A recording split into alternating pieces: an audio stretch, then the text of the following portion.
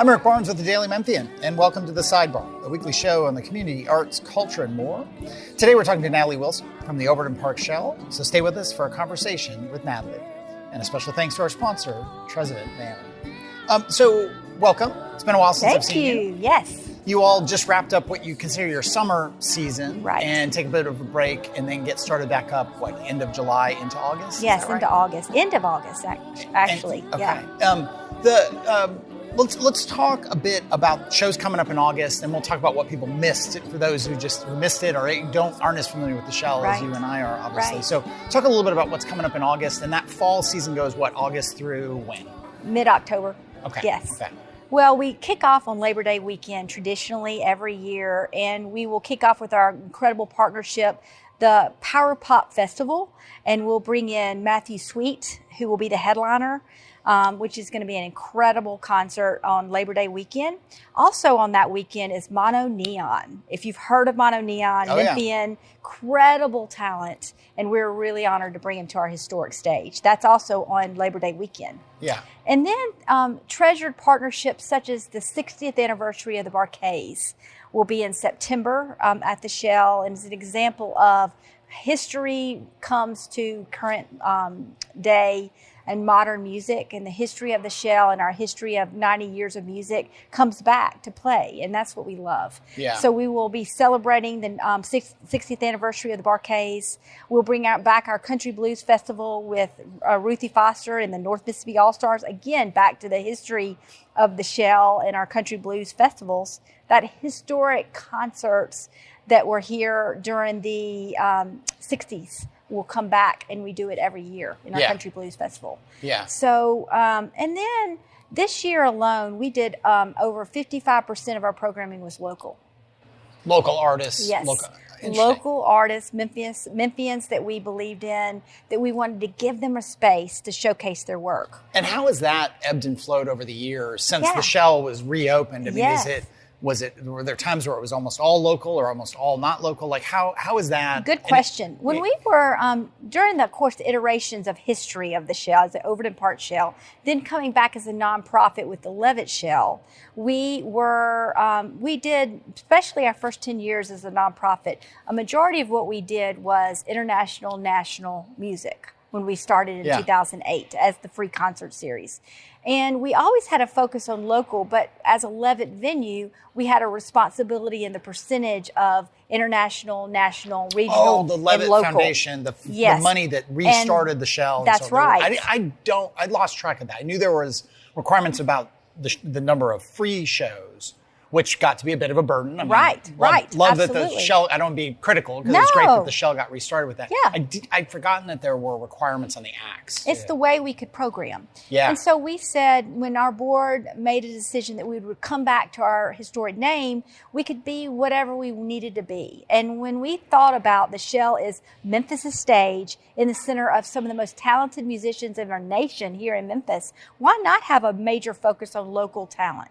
So 50% of our programming this year has been local talent, which I love. And of course, we bring back incredible headliners. In the summer season, we had Sister Hazel, we had Cowboy Mouth, we had artists such as the Sweet Lizzie Project from Cuba. We brought artists from around the world and nationally to our stage to introduce new genre to Memphians, but also be a space for Memphis artists to really showcase their incredible talent. Yeah. And what right now your mix of free and paid, which you evolved, especially during COVID, kind of that was, we've talked about that before when you've been on, but right now the mix of free and paid shows is what? We actually are only going to have about 3 or 4 this year. So we did 3 or 4 paid shows and 35 free shows. Oh, wow. Okay. Yeah. So those concerts, our Shell benefit, truly power our ability as a mechanism of earned revenue for our free concerts. It's earmarked toward our free concerts so that we can keep it free, but have a diversified funding structure with contributive support and earned revenue. Yeah. And we have to have that diversity, or we can't continue to give what we give, $15,000 a night free every year. Yeah. It is average of $15,000 a night. The cost associated with to putting do on a what free we show. do. Yes. Yeah. Most people don't know that. No, Most I'm people, glad you said that. Yeah. I mean, people are funny about their numbers and sometimes they don't want to talk about it. But I think it's actually helpful to understand how expensive this stuff I want people to realize that as much as I adore the Shell, free music is not free. Yeah. The cost of what we give as a gift to the city every year is a major contribution we give back to the city. And we don't own the Shell. We as city owned, we're all members of the city that we live. We're city owned. So we give, as stewards of the space, give it back as a gift to open it up on behalf of the city of Memphis and its citizens every year. Again, we're talking to Natalie Wilson from the Overton Park Shell. You're technically you're a nonprofit with a lease. Is that what it is? Do. It's We're like a public-private Overton Park Conservancy. partnership. Yeah, it's a public-private. A lot of the Brooks, technically, it's city-owned, but it's got its own independence. Right. Okay. The 15,000 for a second, you talked about 3-4 shows, paid shows this year. Right. The rest is coming from sponsors and donations in terms of supporting all that. Yes. Yeah. Every bit. We don't receive $1 of taxpayer support. Everything we do is privately fundraised. All the preservation to the stage, the care of the facility, the maintenance, all comes from our nonprofit. Yeah. Privately done. And I just say this every day when I look at the Shell, how beautiful it is. It still stands because of private investment saying we believe in the power of a space that we all own and we can all invest in because it brings us together. There's nothing more important than that at this day and age, especially. You also have other things going on. Yes. The Shell on Wheels. Talk about that. Yeah. That was a thing that was talked about. I think you started talking about that before COVID. Yeah. Obviously got waylaid like everything in COVID, but now it's out there and going. What is Shell on Wheels? It's great. It's a response to meeting Memphians and our city where they are. So it's a response to say our mission is about bringing diverse audiences together, but also our mission is to be about equity. And an equitable mission for people means going to where people are and meeting them where they are with resources and infrastructure with that mindset. For us, it's building community through music and the arts. But other, ways can be done. So for Shell on Wheels, it was responding to our city saying, we can't come to the show. Where is it? I can't get there. There's no parking lot. There's the bus route. We can't get a bus route to you. Truly not accessible. But we're supposed to be accessible space. So it said, what if we created that same magic that we do on our lawn every year in every community in Shelby County and Memphis? What if every neighborhood could have their own Shell experience, beautiful and magical and free, just where people are, and we can bring that to them in a mobile replica. And the sound, lighting, and power are in it. So let's say, for instance, our Douglas Juneteenth partnership, we were in the community of Douglas Park, and the historic Douglas Juneteenth celebration for 40 years had been there. And we were able to bring them a stage with the light, sound, and power in a beautiful setting, just like at the Shell, but on wheels. And we can support the great work they're already doing so that we can bring our mission, bring our infrastructure to them. And are you doing, about how many of those performances are you doing a year? I bet you this year, when all said and done, we'll be at 60 to 70 places that we have. 16 or 17 places? No, 60 to 70. 60 to 70? Days of events we have been. We started in March this year, and we're ramping all the way through December.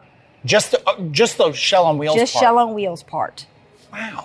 And it's amazing the interest of city events that are already saying, we need the mobile Shell. We need this because, first of all, this mobile stage, it's more than just a stage. It's a moving performance venue because it brings the power. It brings everything that they would ever need. Yeah. And so it's also 30 by 40 feet as a footprint. So dancers can use it. Theater can use it. Big bands. Symphony. In fact, we have a partnership with Shelby County government where it's called Symphony Behind Bars, and we are partnering with the Memphis Symphony Orchestra and Shell on Wheels and bringing programming to the prison. And we're going to entertain the inmates and families and going inside prison walls and bringing our mission. Yeah. And so it's like saying we will go wherever people are and build community. And I call it creative placemaking at its best because it absolutely works. Yeah. Just like we do in our historic stage in Overton Park. And for those events, I'm still blown away at how many events you're doing every year, because just the logistics of that. And so is it mostly entirely there's an existing festival or an existing neighborhood party or something that you all plug into, or are you also doing standalone events? We do both. Okay. So it could be an existing event that says, will you bring your programming? Will you bring the stage? And we have a date, and we do the city permitting for a park or whatever it is, and we bring it all. Or it could be an example of an event where, like the Asian market, which is July 20th at Tiger Lane, we'll be there. And they have done an incredible job with their programming. They needed a stage and they needed the infrastructure, what we could bring. And we believed in their mission, so we can bring Shell on Wheels to them. And so we bring all the infrastructure, power, light, sound, our engineers, everything, and make the music that they have worked so hard to program, give them that space. And correct me if I'm wrong. I mean, we've talked in the past, but again, you were talking about the $15,000 to put a performance on at within Overton Park. Yes. While you rely on a ton of volunteers, you also pay people for the work they do. Yes. Right? Yes, absolutely.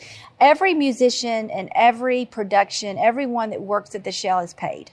We really believe, especially post-pandemic, never time that we need to secure our entertainment industry, our industry of people who have went to other jobs post-pandemic, and we're trying to rebuild still. Yeah. We're at 2024, and our industry is still very much rebuilding. Yeah. So we also, Shell on Wheels response to that, putting people to work, giving artists a platform, giving us space, bringing people together, those things we need more than ever. There's a funny thing, I can't remember if we've talked about this before, but there's this funny dynamic, funny is not the right word, but that somehow artists should be happy to volunteer their time. For exposure. The exposure, we're going to put you on the stage, your name's going to be on it. And that, don't you want to, I mean, I think Natalie Van Gundy, producer of the show, said that sometimes with movie and video, they'll come and say, don't you want to just volunteer to spend your whole weekend helping us film this movie? She is smiling, she is nodding her head. And Kelly English, who was on the show recently with I Make Mad Beats, talking about Le Bon Appetit, talked about Kelly's a really generous guy and he's a really community first guy, but he's a restaurateur of the Second Line and so on, Iris, that, these restaurants, these people work incredible hours. It costs a lot of money to buy this food. It costs even more now post-COVID. You can't just sort of say, can't you just volunteer all your time, your food, your logistics to do a really great event, and I'm sure there are ones where he does volunteer and does it all for free, but you can't just have that mindset that these things are not they don't deserve, or they should just do it for free. I don't know what that mentality is around. Well, and I don't think it's like an ugly thing. I think it's a naive thing. No, and also as nonprofits, we have to tell more of our story. We have to be better about telling the reality of what it costs and what it is. We have to tell people that, hey, we have to put people to work. We need your support. This is not free. Free music is not free, and just the same thing. These people and dynamics of what we do is a gift, and it's not guaranteed. We have to get better about that as a community. I think especially Memphis. I see our artists that are struggling. They're hungry, and we need to put them to work, and we need to take care of them. We have an industry standard here, too, that I'm really passionate about, thanks to the work of Music Export Memphis, deciding what is the real industry standard of paying musicians to work. Yeah. And we at the Shell do not like anyone to work under $250 a person for a 90-minute set, at least. So everyone is paid to that standard or above, because we believe in their work and that is their livelihood. I had coffee with Elizabeth Kawine from Music Export Memphis just yesterday down here in Crosstown, and people can maybe hear some of the music. We're still live in Crosstown in the central atrium. No classical music today, as we're flooded out of our studio back in January. And we are here with Natalie Wilson from the Overton Park Shell. Let me take a moment, though, to do some housekeeping. Remind everyone, I'm Eric Barnes, and this is The Sidebar. It airs on WYXR 91.7 every Thursday at 11:30, focused on the community, arts, culture, everything in between. It's not just a radio show. It's one of many weekly podcasts we do at the Daily Memphian, including Bill Dree's Politics podcast, On the Record, the Memphis Grizzlies podcast, hosted by Chris Harrington and Drew Hill, and our food podcast, Soundbites, hosted by Jennifer Chandler, which also airs here on WYXR every Thursday at 11. We also host the podcast version of Behind the Headlines, the TV show we produce with the folks at WKNO every week. All of our podcasts are on the Daily Memphian site, as well as iTunes, Spotify, YouTube, right? New edition, thanks to Natalie Van Gundy. We are on YouTube. Just let it be known. I just want to pause for effect. We are on YouTube, period. Or wherever you get your podcasts. Specify it's not a video. Oh, it's not. Well, no, it is a video. It's a video playing of like graphics of the conversation. It's just not a filmed video with multiple cameras. That's coming later. That's a 2025. That's 2025. I hadn't mentioned that to you. We're going to start doing that. Just make that happen. What'd you think? All of our podcasts, I mentioned where they are, including YouTube. You can also get this show and you can get sound bites at WYXR, WYXR.org, or download the app. Which includes all the talk shows on WYXR, ours and others, and all the music shows, archives of every show that's done every week. Consider becoming a supporter of WYXR. It's nonprofit, listener-supported radio. You can become a member. You can do a one-off donation. You can do all that at WYXR. You can do it on the app. And also become a paid subscriber to the Daily Memphian.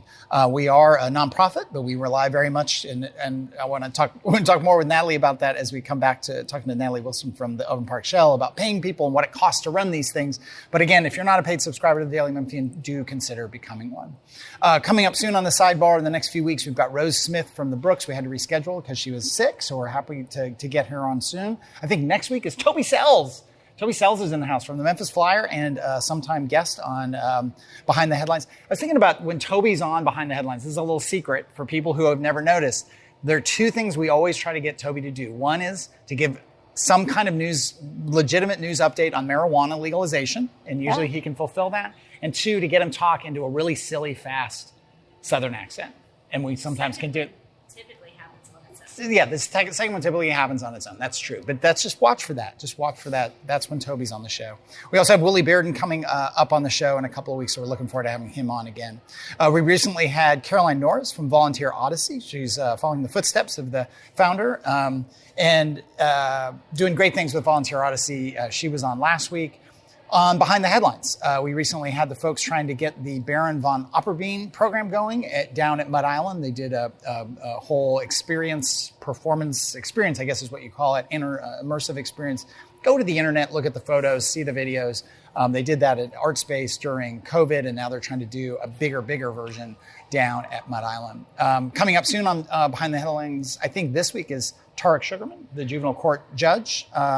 Then coming soon, Brent Taylor, the state senator, and Josh Spickler will be on talking about their often different views about criminal justice and public safety. We've also got the relatively new president of CBU coming on, and other shows coming up in the coming weeks. That's all on WKNO and our friends over there.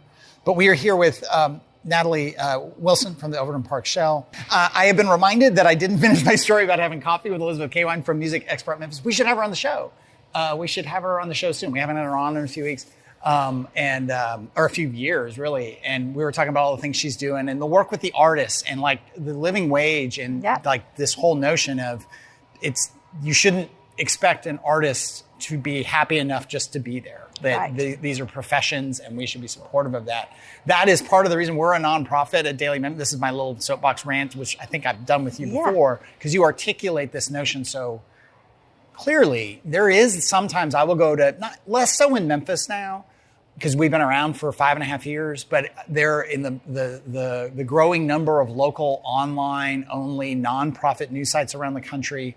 There's a real movement of, people should just be happy to be here and have a job. And I don't mean that as ugly as it comes across, but that's the bottom line. And then there's a tremendous resistance to having paid subscriptions. And as I always tell people, I would love to make all our news free, but we have a $5.5 million budget every year. We have 35 plus reporters and journalists on staff, plus another 10 or 15 in business.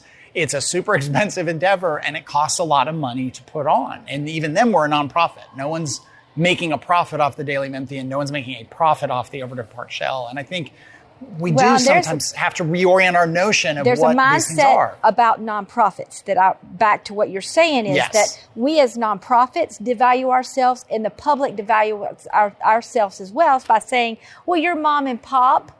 that mentality of, you're grassroots. That doesn't mean you're professional. That doesn't mean you function as a business. We are businesses. We need to function like businesses, and we need to have the infrastructure and the processes and sustainability to be a business. There's nothing that says we shouldn't make money to the bottom line for rainy days. That we need to break even, but we need to have money in reserve. We need to function that way. We need to change the way we do business. It's a nonprofit problem. It's systemic.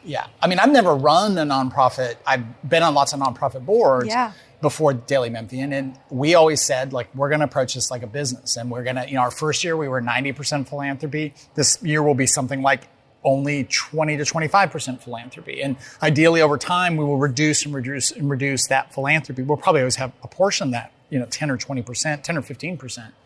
But this mindset in local news, I could go on for like a full 28 minutes, and I won't do that somehow all news should be free. And it'd be wonderful if it could all be free. All food should be free. Like, all housing should be, like, there's a lot of really essential things that should be free. I mean, if you're going to approach it that way, but it just doesn't work that way. And so we got to find these ways to balance out. Like our thing too, you guys do this amazingly. You not only provide all these free concerts, you then go to people and provide free concerts. We try to, we're free in the schools, and we're free in libraries, and we're free with community organizations. So it's this constant balance. I don't mean to be the callous, everybody's got to pay or get over it. We make lots of coverage free. It's all this balancing act, but you got to run it like a business, because you got no money, you got no mission. Well, I'm really passionate about what sustainability really means. There's just the smoke and mirrors that nonprofit sustainability is. Well, yes, we take donations. No, sustainability is that you live to your means, and you live for changing economic times. So there are going to be hard times. It's not going to be all the same every year. And as mindful nonprofit leaders and boards, we've got to think about every year being different, and that we have to change, and we have to be realistic about what we can sustain. And for me at the Shell, although I am passionate about our free mission and our free concert series, I'm also passionate of saying to the public, I can't guarantee the same every year. I cannot guarantee that we will stay alive just to give you free concerts. I expect you as community members invest back so that we can meet our mission, but also we can ensure that we can keep standing, preserve the Shell, since we don't receive taxpayer support. Help us preserve the Shell, care for it, so it's another 90 years it stands. So it's more than just, meeting a mission of free concerts, but I want to put people to work. I want to be able to have a living wage for my team and for our of this, the care of the organization. With a couple minutes left, because I took up a bunch of time ranting, but it's an important rant. It really is. But you've got a couple of things going on, getting people think of the free concert series, because that's sort of when the rebirth of the Shell. We talked about Shell on Wheels. Talk about the Backstage Experience. Yes, we have a museum that tells our almost 90-year experience. We bring tourists and locals around the world that come to us every day for tours. We have tours 12, 2, and 5 p.m. for public tours, or anytime we do custom tours, and we can take as many people who want to come and hear the story of the Shell. It is incredible. Our archive, our museum in the backstage is unbelievable. So we actually are celebrating one of the milestones in Shell history is that Elvis Presley, July 30th, 1954, played the Shell as a 19-year-old first live concert, and he wowed the world and birthed a legend, and it started at the Shell. So we're going to be recreating that in July with Backbeat Tours and the Rock and Soul Museum. And we're going to bring people can hear the story and recreate that concert with Slim Whitman. He opened up for Slim Whitman and telling the story of what happened that night. Because a legend, a star was born. It's wild to think that he didn't open. I mean, that's just this funny side note. And the playbill said Ellis Presley. They misspelled his name. It said What'd they say? Ellis Presley. Ellis. So we even have in the museum, you can see the original playbill says it wrong. It says it wrong. That's great. There's a lot going on in the park generally. We can do a whole show on that. We should. We should get Tina Sullivan on, I guess, who's leaving Overton Park Conservancy, and we'll probably get her here and behind the headlines because I'm a big Tina fan. Yes. But Metal Museum's coming. Yes. And they're opening when? 25? They're moving. They're going to open. What does that mean to We y'all? actually start demolition in August. Yeah. And Rust Hall is going to be rebirthed as this incredible metal museum experience. But the thing that we're excited about the most is this one park feature of bringing all of our entities in the park into one, aligning us together so that our programming is aligned, so that our branding sees that synergy. And we're working together when Metal Museum comes in, whoever will be in the Brooks space, as the Brooks Museum transitions to downtown, that we are the arts district. And how do we align better and work to bring the city together through the incredible work that we do in Overton Park? Yeah, it is amazing how much that has changed. And I mentioned Tina Sullivan, who announced her retirement from Overton Park Conservancy. And full disclosure, I was on Overton Park Conservancy, I think, starting in its second year or third year. And it's amazing how far it's come in terms of not just the zoo Greensward feud, which will give me PTSD to think about, but that is not only gone and resolved, but the amount of communication among all the park partners. It's a bummer that Brooks is going. It's awesome that they're going to have this great new facility downtown, and something cool will happen in the Brooks. I mean, these things evolve, right? But it is just amazing to think about. And that the whole general services area, which should have never happened. People, I don't think they realize when they're driving down, what is that, East Parkway, that back in the woods there's basically what was almost it's just a junkyard almost. And that is being systematically cleared out and turned into much more usable space over time. It's pretty remarkable. I think it goes back to good leadership. Look at the spaces, the incredible Matt Thompson of the zoo, and Tina Sullivan, and Zoe Carr and Carissa, and they are in the park, and they're thinking about that vision together. Yeah. It's amazing to be a part of it. With just a minute left here, I always ask people, and I know I've asked you because you've been on the show at least once or twice. What was your first concert that you attended? Oh, Black Violin was what was in 2012 at the Shell. No. That's interesting. That's your first concert at the Shell. That I experienced. I was in the nonprofit. I was at Shelby Farms Park, and I remember sitting there at the Shell and thinking, this is the most incredible magic I've ever experienced. This is free, and this is accessible. Yeah. And I, one day, want to be a part of it. Yeah, and you started right before COVID, right? 2019. January 19. Happy new job. Yes. Yeah, because I interviewed you in our old studio, our old office. I remember, and then what was the first concert you ever attended as a kid or as a teenager? Oh, you're gonna laugh. No, everyone has a Motley Crue. Oh, I love that one. That's fantastic. Yes. I mean, what's wrong with that? Yes, There's absolutely. nothing to laugh about there. I became, I was a singer. It was at 4 years old singing in church. Yeah. I was passionate about music from birth. Wait, you were 4 when you went to Motley Crue? No. Okay, I'm going to be worried, but that's awesome. Where was Motley Crue? Here? It was at the Pyramid. At the Pyramid. That's awesome. All right. Well, again, people can learn more about the schedule, the upcoming, all the shows they missed, but also the shows that are coming up in the fall. You can go to the Overton Park Shell, to the website. Natalie, thanks very much for being here. We appreciate it. That is all the time we have this week. If you missed any of the show, you can get the full episode at wyxr.org or on the WYXR app, or you can go to Daily Memphian, iTunes, Spotify, YouTube. We're on YouTube in full 4K. All those are available. But thanks very much, and we'll see you next week.